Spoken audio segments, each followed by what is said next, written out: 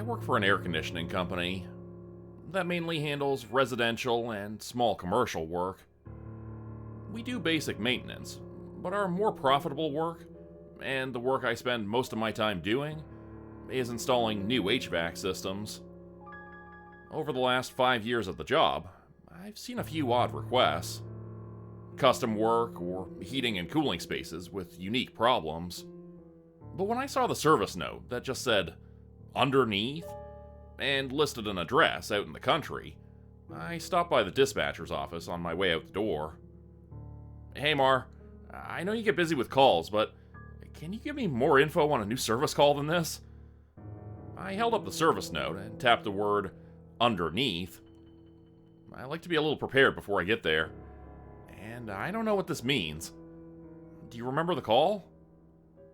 Marisol rolled her eyes away from her monitor, favoring me with a bored look before glancing down at the slip of paper I held. Her eyes widened slightly as she broke into a grin. Oh yeah, I remember that one. Older lady called it in yesterday. Or she sounded older. I don't know. Anyway, she said she's renovating a house. It has a large crawl space underneath that she wants sealed up and climate controlled. I frowned at her. Wait, what? Are you sure she doesn't just want, ductwork replaced or something? Marisol glared at me before going back to looking at her computer. No, Daniel. I asked her that. She was very specific. She wants underneath the house to be heated and cooled too. I thought about questioning it further, but I realized there was no point. Poor note-taking aside, Marisol did a good job. If she said that's what was asked for, that was probably what was asked for. Though I still guessed the customer had made some kind of mistake, or at the very least, didn't appreciate how expensive it would be. Well, I thought, I can always find out more when I meet them. Except, I didn't meet them. I showed up at the address that afternoon to find a sprawling 3-story house that was locked up and empty. No signs of anyone living there or remodeling work being done. I did a circle of the house, and it was as I was completing my circuit that I noticed a large, dark blue envelope taped to the front door. I didn't know how I'd missed it when I first arrived. Its deep indigo hue jumping out from the white door to which it was attached. But I pushed the thought away as unimportant. I saw it now, and it was clearly a note meant for me. Written in large, neat script across the envelope's front were the words, "For the HVAC person." It's not uncommon to get notes from customers, but the way this was done, from the thickness and color of the paper to the letter that it held inside, it all carried a strange formality that I didn't care for. I think it was because it didn't feel like a reminder or a little instruction from a client. It felt like an invitation. Still, it had taken 45 minutes to get out there, and I needed to get the inspection and estimate done if I could. Maybe the contents of the envelope would explain better than the service note or Marisol had been able to. So I opened it, found a sheet of thick paper folded neatly inside, and covered in the same large and orderly handwriting as the envelope itself. And this is what it said. To the service provider. As I mentioned on the phone, I am remodeling this house before I move in. This property has several unique features, one of which is a spacious crawl space on top of concrete slab. It stands approximately 5 feet at all points, and I have uses for the space that require cooling and heat, as well as proper ventilation. I need the crawl space sealed and an HVAC system installed. Please note that this system needs to be wholly separate from the systems for the interior of the house. Within some reason, the cost is of no concern. Please inspect the property, provide your estimate, and I will confirm it within 24 hours. I will then provide any prepayment your company requires by the end of the week. Thank you for your time, your expertise, and your discretion. I still didn't understand the point of any of it, but I didn't have to.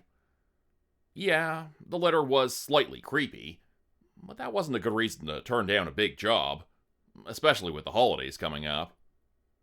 I reread the letter to make sure I hadn't missed anything, and then I went back to the truck to get my coveralls. As it turned out, I didn't really need them. The crawl space was big, just like the letter had said, but it was also immaculately clean. I mean spotless. No dirt, no dead bugs, no signs of mice or spiders or anything you'd normally find under a house. In fact, except for the low headspace, it was easy to forget that you weren't in the unfinished floor of a house or a basement. Part of that was the concrete floor. It ran the entire length and width of the house, making me wonder if the builders hadn't started with a slab foundation, and then changed their minds when they decided they wanted a giant crawl space instead. There was no telling how much extra that had cost, but it did have the side benefit of making my job easier. It took less than 30 minutes for me to get all the measurements I needed and get back to my truck. A few minutes more, and I had emailed the office my estimate for them to send out to the customer. The crawl space was over 3,000 square feet, and I estimated it would take about $12,000 and 2 weeks to do the whole job, if they sent one of the newer guys to help me. Despite what the letter said, I had a feeling cost would be a concern when they saw that figure, and I thought I would probably never hear from this potential client again. I was wrong. By the end of that week, everything was agreed upon and half paid up front, and by the following Tuesday, I was out there reviewing everything I would need to start work the following day. Most of that was just walking around the house and making a supply and tool checklist, but as I worked, I kept getting sidetracked by the weirdness of it all. Not just the job, or never talking directly with the owner, but the house itself. Looking through the windows, I could see polished floors of light wood and walls that looked clean and freshly painted. No furniture, but all that meant was that the woman hadn't moved in yet. Still, it struck me as strange that there was nothing inside the house. No trash or cleaning supplies, no forgotten water bottles or fast food bags. No signs of anyone having been inside the house at all. It reminded me of Santa's elf village. When I was 7, my parents took me to the mall to see Santa. Not just any mall Santa, but the Santa at the huge new mall just over the state line. The Santa who traveled with his own magical elf village. It had taken us 2 hours to get there, and when I was smaller, my parents likely wouldn't have bothered going that far just for me to see a fancier mall Santa.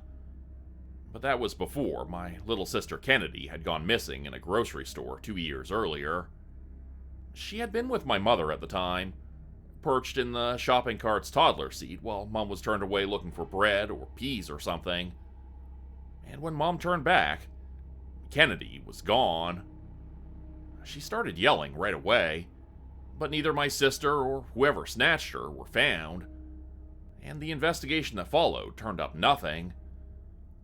There were no witnesses, no security footage, no suspects. Just an empty hole in our family where my little sister used to be. That first year after she was gone had been terrible. My parents cried and argued all the time, and even at 6, I had wondered if they were going to stay together. But around the time that Kennedy had been gone for a year, I caught pneumonia and had to be in the hospital for a couple days. I don't know what it was, but something brought them back together. Maybe their shared terror of losing their other child made them realize they still had things worth living for. Either way, from that point on, they seemed to focus all their energy on spending time with me and making me happy. Spoiling me, really. I wasn't a bad kid.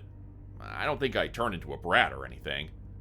And it wasn't that I didn't appreciate the extra toys and special treats, as well as getting more attention from parents that had always seemed a bit distracted and distant when I was younger. I definitely did appreciate it, at least in theory. The problem was that when they spent time with me or carried me somewhere fun, there was always this quiet desperation on their faces. Some weird, hungry look that said they needed me to have fun, to be happy, to stay safe, that they needed to atone for what happened to my sister, and the only thing they could come up with was to try and make my childhood as good as possible. That's how we wound up at a distant mall, my parents alternating between giving me brittle smiles and passing frantic looks between themselves. That is how I wound up seeing Santa's Elf Village. It dominated the center of the mall, with lines of kids and parents waiting to see the man himself, an area to the near left for pictures, and a small kiosk to the far left where you could pick up a photo of your child talking to Santa in an overpriced plastic frame. But to the right was the Elf Village. It wasn't much of a village, really. Just 3 small houses made out of plaster or something, the color rubbed off the edges of the roofs and corners by the corrosive effects of time and rough use. Still, there was a sign that said you could look through a peephole into one of the elves' homes. I don't remember everything from that day, but I remember being excited as I got up to the elf's door and put my eye against the peephole. I knew it was all pretend, but it was still fun to see whatever they might want to show me. On the surface, it was simply a shabby presentation of a small and cozy elf house.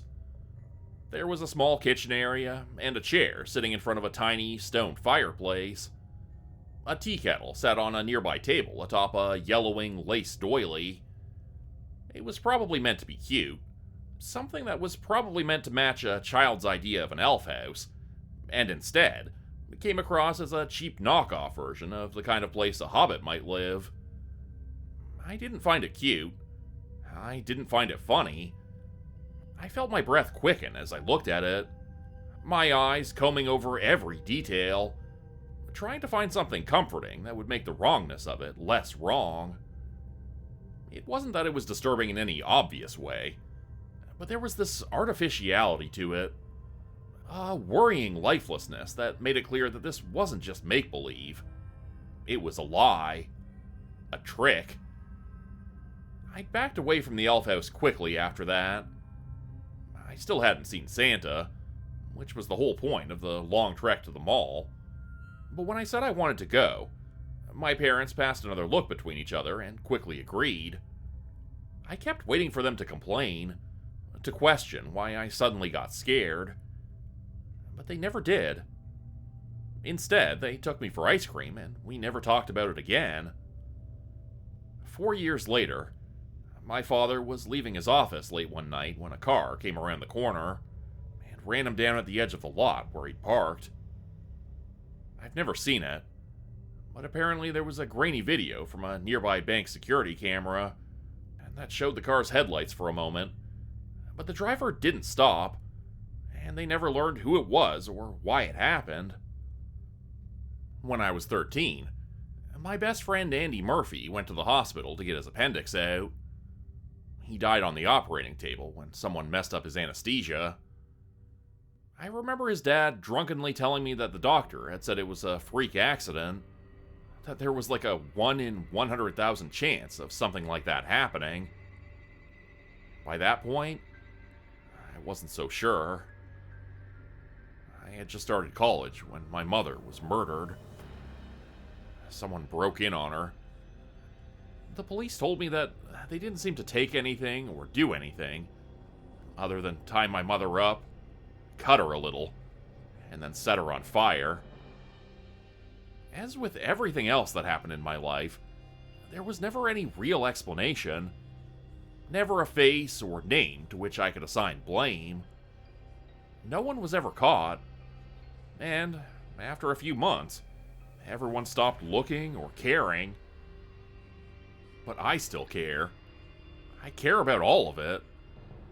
And it may sound stupid, but I know that I'm cursed somehow.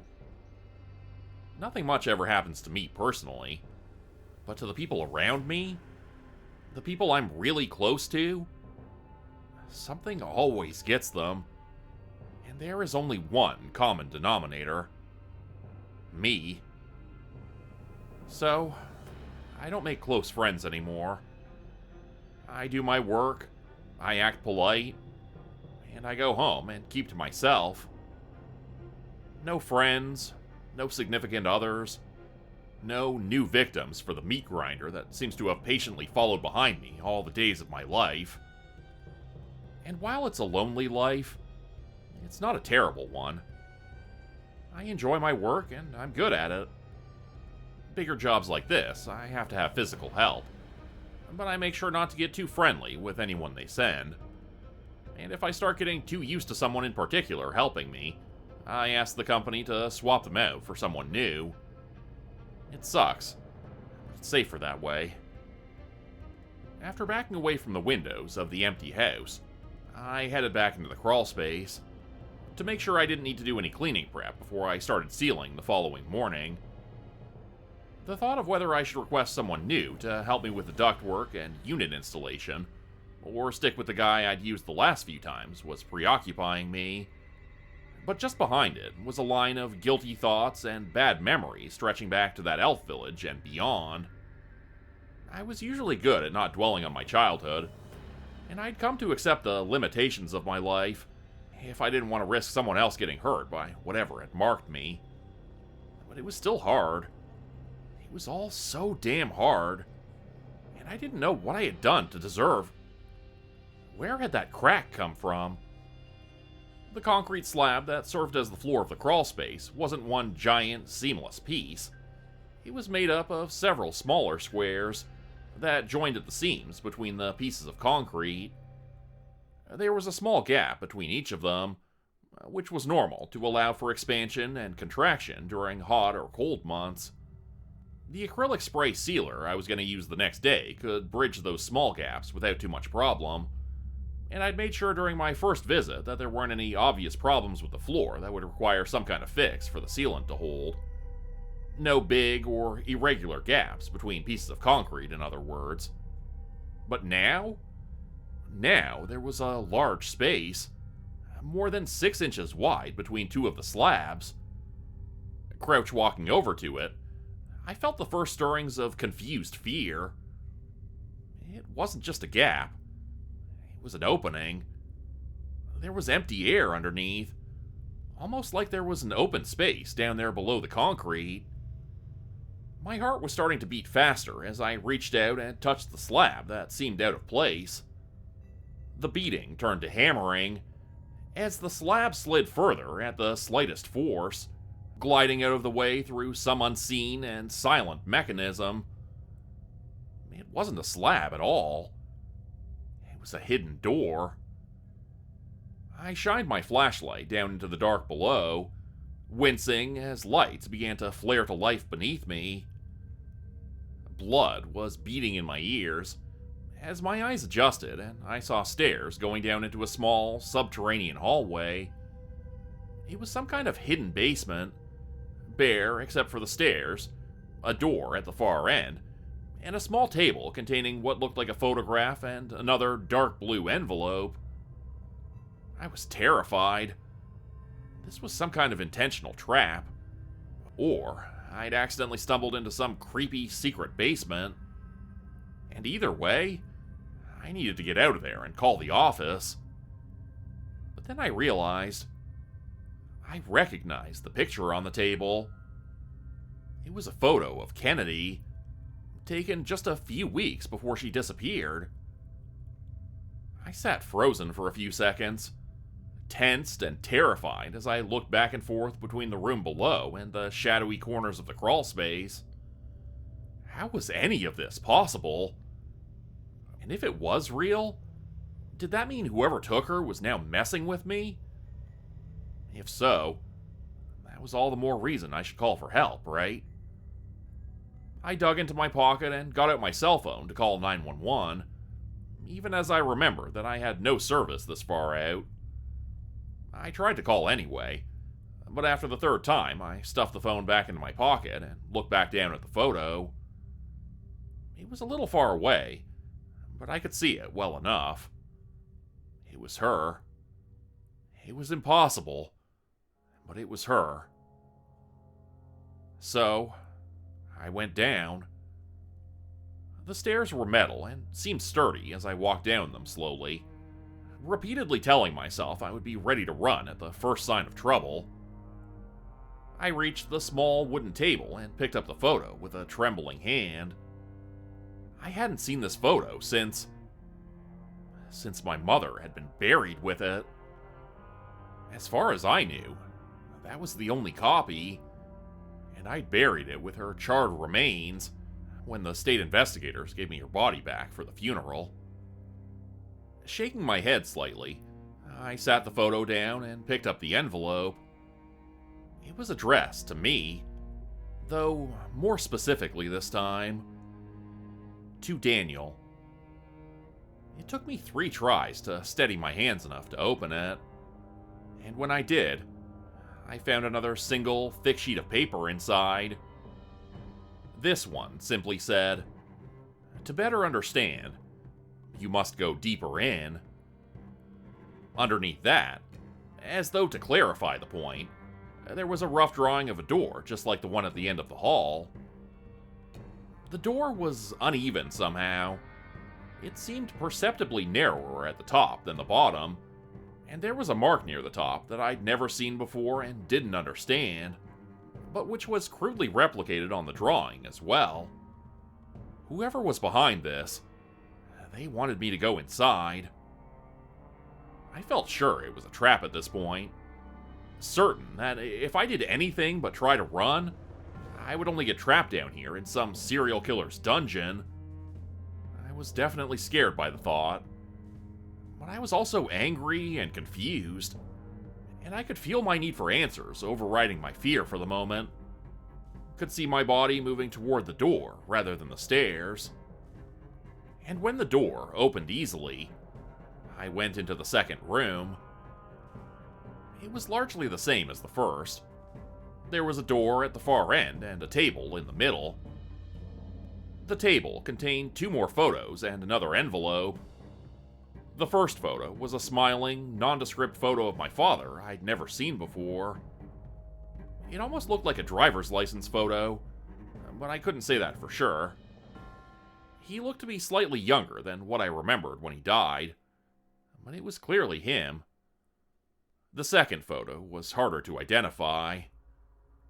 It was a burned-up body, twisted and blackened by the flames. It looked like it had only recently stopped burning. Though the picture wasn't the best quality, I thought I could even see a thin thread of gray smoke trailing up from what had once been an arm. I knew who it was, of course. Who else could it be? I felt tears springing up in my eyes as I looked away from the body to the distant corner of the picture. I recognized the room. It was my mother's living room, the place she'd been burned alive. I dropped the photo as I doubled over, retching. Nothing came up after several heaves, and after a few seconds I managed to stand back up slowly, my hand landing on the envelope as I touched the table for support. Fighting the urge to tear the envelope into little pieces unread, I instead made myself open it gently. This could all be evidence. I needed to try and not disturb it any more than I could help. A dim voice told me I should go and get help now. Let the police deal with this. But I ignored it. I was in this now. I needed to see it through. I needed to know. I have always been with you. I have watched and shaped your life since you were born. I crumpled the letter without thinking, and then, disgusted with myself, I sat the wad of paper gently back on the table before striding toward the next door. The last room was just that. The last room. There was no other door leading away from it. And again, its only furnishing was a small table identical to the others. On that table was another picture, this time of me as I am now, though I don't remember the photo, and I have no idea how it could have been taken without me knowing, given the distance and the angle.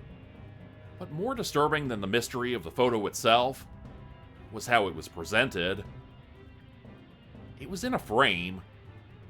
A frame from Santa's elf village. I felt the world swim around me for a moment. How could that be right? How would I even remember a cheap frame I saw at a distance when I was 7? Sure, it said Santa's elf village on it, but how could I be sure it was the same one? And yet I was. I reached for the final envelope from its place next to the photo, careful to avoid touching the frame as I did so. Ripping it open, I tried to read the lines written on the page it contained, but I was shaking too badly now. I finally sat the paper back on the table and read it from there, my breath coming in shallow, wheezing gasps as I tried to understand. You have been prepared, and I still have so much to show you. Are you ready to begin? I was reading it a 4th time when I heard a high, delicate sound like a small bell chiming. It was coming from behind me, from the direction of the far wall where there had been no next door. Except now, when I looked back, I saw that there was. And it was starting to open. I ran. I ran through the second room, the first room, up the stairs into the crawl space, and outside into the too bright noonday sun. I didn't stop running until I got in my truck, and then I was flooring it down the driveway, fishtailing onto the gravel road, and barely avoiding winding up in the ditch as I overcorrected. I somehow managed to get back to the highway, and once I had a few miles distance and found a safe place to park, I tried my phone again. I got 911 right away this time, and I told them a sobbing, incoherent story about having found something bad at the house I was working at, that they needed to come and investigate. I finally managed to give them the address, and then I just sat there for a while, shaking and crying as I tried to decide what to do. I debated just going home or heading back to the office, explaining to my boss what had happened, or at least some version that would make sense to him, while making it clear we weren't doing that job. But I kept going back to the idea of returning to the house, of explaining to the cops the significance of what was down there. Sure, they'd taken my information and would probably talk to me later, but what if they missed something, or didn't try as hard without knowing what they were looking for? I decided I couldn't risk it. Wiping my face, I turned around and started heading back to the house. I could see the lights through the trees before I reached the driveway, setting off a flood of relief that loosened the tension in my chest. At least they were out here looking into it. I started to turn down the driveway when I realized it wasn't just patrol cars I was seeing, but fire trucks. Because the house was on fire. They wouldn't let me get close. But when I told them that I was the one that had called 911, and that it hadn't been for a house fire, the deputy nodded and told me to wait in my car until one of the investigators arrived. When she did, I gave her pretty much the same account that I've written here, except for the door that appeared at the end of that final hall. They suspect me of arson, but of course they have no proof. But even if they believed me, they have no proof of what I'm saying either. They tell me they do see signs of what they're calling a detached sub-basement, but anything that might have been there is either gone or destroyed by the flames. When I ask them how the fire would have gotten through multiple metal doors, they just stare at me as though they're trying to be polite, trying to not call me a lunatic firebug to my face. I don't think anyone can help me. I've created a life without real attachments, with no one who trusts me or who I can trust, with no one who cares. Almost completely alone. But just almost. Because I'm never really alone.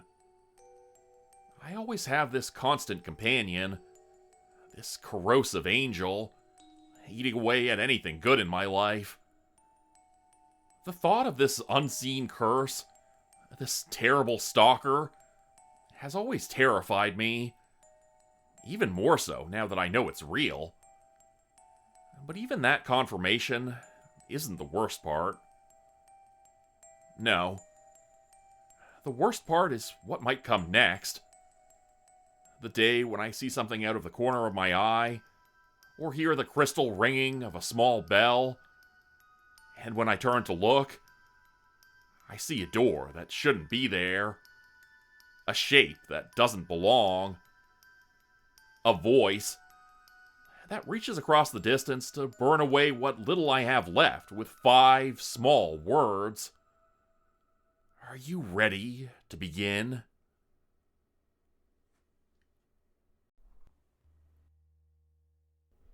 Become a channel member today for early access, bonus videos, and special emojis only available to members. Check out the description below or click the join button for more info. If you'd like another way to help support the channel, please consider joining my Patreon page at patreon.com/JordanGroupeHorror. As a patron, you'll get access to bonus videos and content. You'll be credited at the end of every video going forward, and if you decide to stay for 3 months, I'll name a character after you which will be featured in a Hollow's End story. Links to join the Patreon are in the description. Thanks everyone for listening. Please like, subscribe, and comment to help the channel continue to grow. And see you again next time at 4 p.m. Eastern Standard Time. Hope you have a great night.